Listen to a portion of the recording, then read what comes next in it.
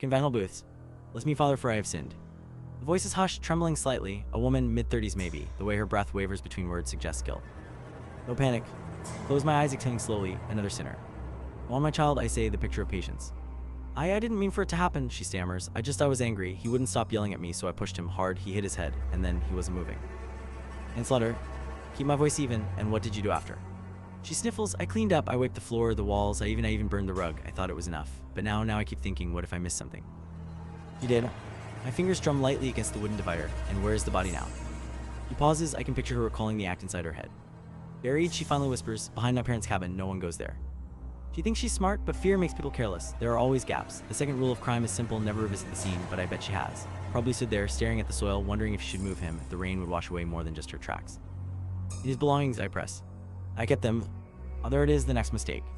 I almost sigh, my child, God is merciful, but the burden of sin is heavy. Are you certain no one saw you that night?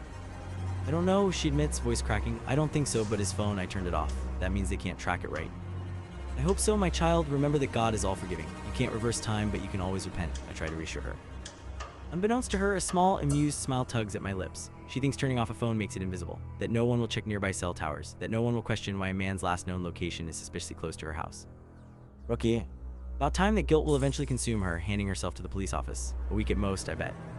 She's still talking, rambling about nightmares of dirt-streaked hands clawing at her ankles. I let her. It's what they come here for. To unburden, to convince themselves that speaking the sin aloud is the same as washing it away. To me, these confessions are something else entirely.